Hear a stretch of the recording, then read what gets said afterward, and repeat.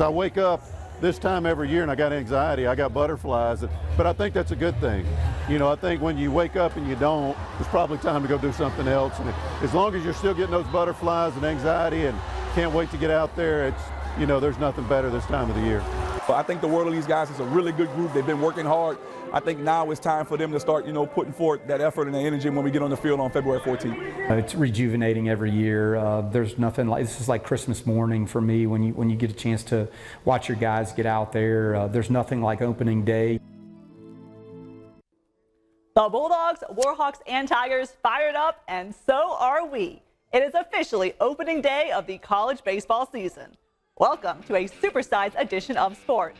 We have you covered from the Moccasins and high school hoops, but we start at the perfect place to be on Valentine's Day. It's the Love Shack. The Diamond Dogs setting out to reach their 4th regional in the last 5 seasons, and it all starts today against Maine. The Lane train rolling into his 9th season at the helm, and Burroughs penciling in 2 local stars to opening day lineup. Neville product and LSU transfer Zeb Ruddle, and reigning West Monroe champion Trey Hawsey. The true freshman making his first collegiate start. How about an inning-ending double play to get your career as a Bulldog going? Hawsey's grandfather giving it a thumbs up for that effort, and he'll also like this. Bottom of the frame, Tech strikes first. Colton Coates is going to pull it down the right field line. Sebastian Mexico motoring around the bases, slides in safely. He is fired up. It's 1-0 Tech. But then, Grant Hupka running into a little bit of trouble in the 3rd. Bases loaded, 2 outs, and that is not what you want to see. That's going to be a 2-run double, and Maine is going to take the lead now 2-1. But that doesn't last very long when the leader, Michael Ballard, is at the plate. He unloads on one, 2-run bomb to left, and that'll get the home crowd back in it. It's now 3-2 Tech. And then Will Stafford keeps the pressure on. Drives one over the second baseman's head. That's going to score another. Tech now leading 3-2. Not done yet, though. Remember Zeb Ruddle? Yep, there he is. And this is going to earn him his first RBI as a Diamond Dog. Fielder's choice, the speed beats it out, and Tech is up 4-2.